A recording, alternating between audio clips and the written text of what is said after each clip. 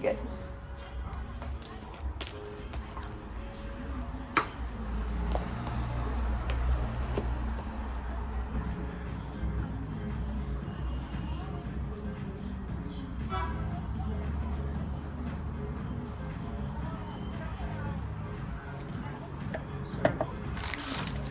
Sorry, ladies. Okay.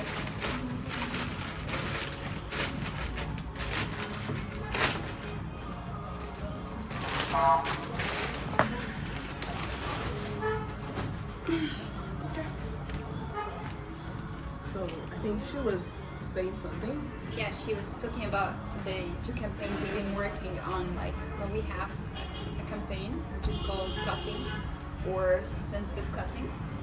It's been talking about the women's stories about their own experience with the FGM, right?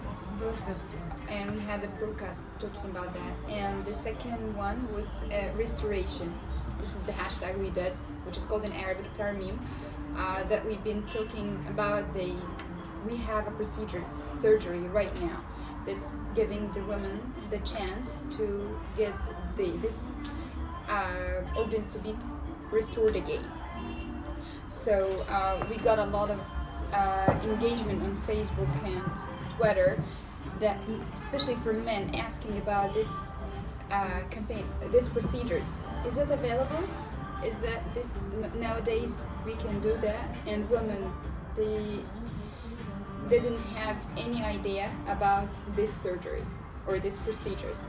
And what we are trying to do, just to ask for this procedures to be done as a compensation from the government for the women who've been suffered for this, the FGM, just to be compensated with these procedures to be for free, or at least to fund 75% of the cost. Okay. So what has been the response of the government so far? We didn't get any response yet. And you've written to them, you've had consultations with them. Yes, we are trying to check, like, if this available we can do, or how many cases we can do per year, per month, in anything, but we didn't get any reply till now for this project. احنا قدمنا project بشكل رسمي. It's been rejected. Any particular reason? It's so expensive. Or maybe it's not in priorities. Okay, so the practice of FGM in Egypt, who are the main perpetrators? Is it practiced by local women or religious leaders or the medical doctors? I mean, Both medical doctors and local people, local women, and it's not like nurses and the doctors. Some doctors are doing the same practice. and you talked about the law earlier on. That there is a Yes, law. and they know. We just got recently a doctor had went to jail for 1 year because he practiced in Aswan. He practiced this the FGM, and the mother got 2 years. Wow. That's 1 week ago. 1 week ago, Yes, the mother of the baby got 2 years. yes, And the doctor got 1 year. So He's been deleted, or just he's not allowed to do medicine anymore. It's so restricted, but still happen. So what do you think that can be done? Because if you have a strong law, and the law is addressing both the demand and supply, Yeah. from economics we all know about demand and supply chain. When the demand for any particular service or product is lower, or when it's higher and the supply is also available, the practice continues. So now you have a law in place in Egypt that addresses both the demand and the supply side. So from your experience working with community people, working with women online, what are the things that you think can be done to ensure that this law is not just there? Like this example that you gave, was it amplified? Was the news everywhere?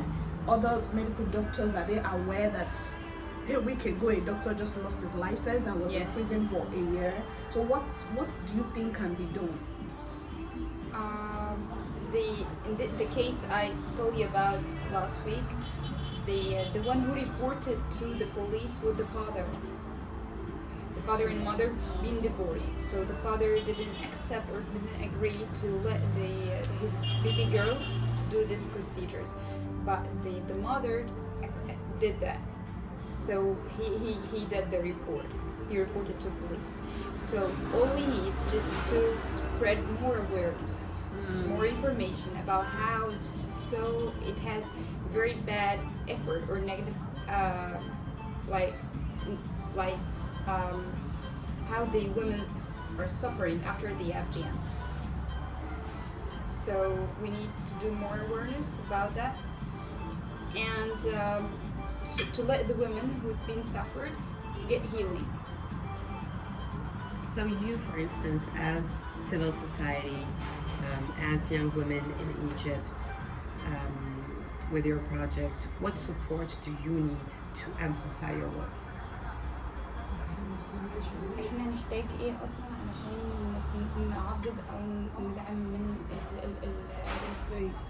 محتاجين ان احنا حتى الان ما قدرناش ان احنا ننزل القرى او المدن اللي فيها ريت اكبر للختان، فبالتالي مش عارفين نعمل توعيه من خلال الحملات الالكترونيه، واحنا محتاجين ننزل لارض الواقع اكتر من كده علشان نفهم الناس انه ازاي يبلغوا وايه هي خطوط الحمل، الخطوط المفروض يبلغوا من خلالها، ولو شافوا دكتور يروحوا يشتكوا لمين وهكذا، لانه وكمان نوعي فكره خطر الختان نفسه، لان الناس ربطها شويه بحاجات دينيه وفي حاجات مربوطه عليها، وفي ناس ربطها بحاجات اجتماعيه وده برضه ليه مربوط وهكذا.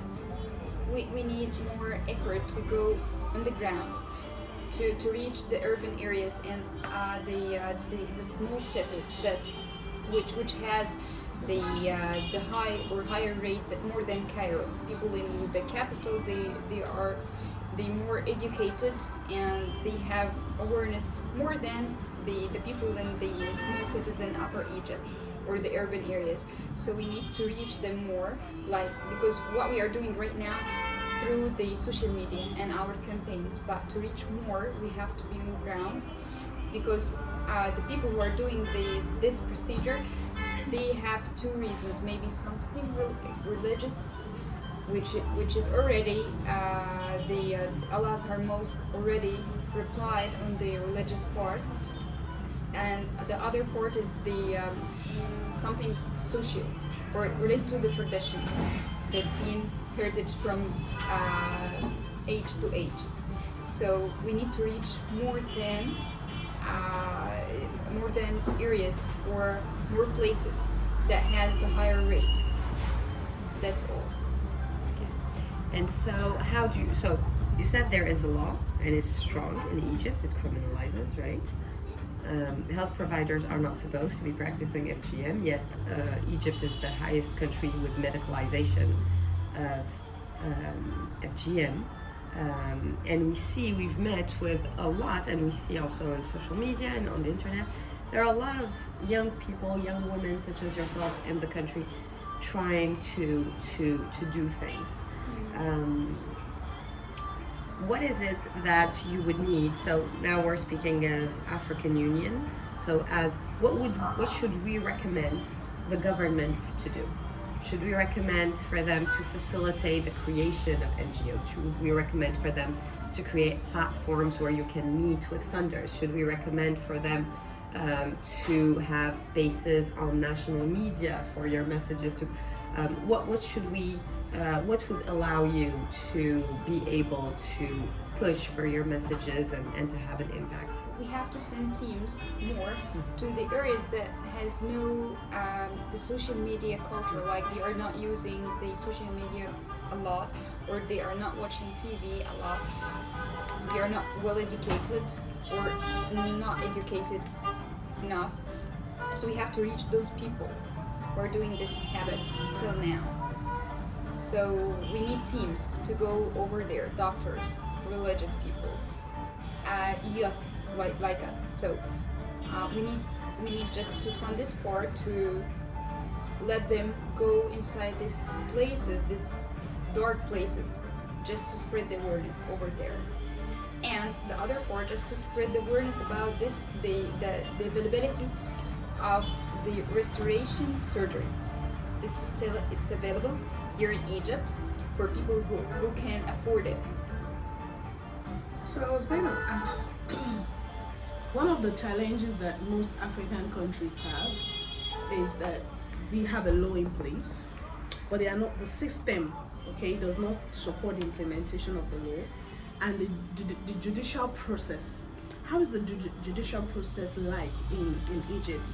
What I'm trying to ask in essence is, for example, if a well-known person like a politician, okay, or someone who has a strong tie with a politician practices FGM and someone reports to the police, what is the likelihood of that person getting off the hook, you know, not getting justice because the person involved now is influential, is powerful, you know? So what's the justice system like?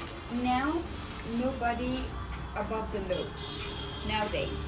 Before that, I can accept your idea that yes, we have people we cannot report the police about them and they will not go to jail. But nowadays, no, if you report it, just because the social media nowadays they are doing a big effort that's to do trends, to do that this person is doing something wrong and it looks like it's a trend. So there's a lot of requests just to have a justice for the people who've been suffering from something. So the justice system is good. It's so good. All we need to ensure is that people report.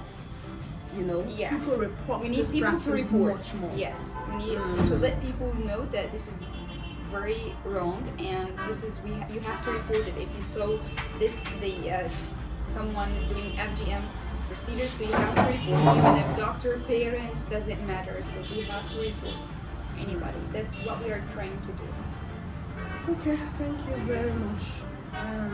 I don't know if you have questions that you would like to I think I ask said us. خلاص احنا كنت محتاجة اعرف هو المفروض يبقى في تعاون بعد كده صح؟ Yeah, we'd like to know what kind of cooperation we're gonna do together.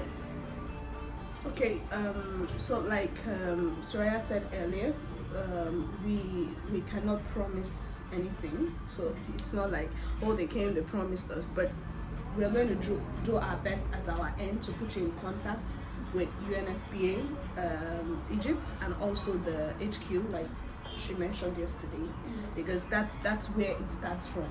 Okay. You know, there's something about relationships.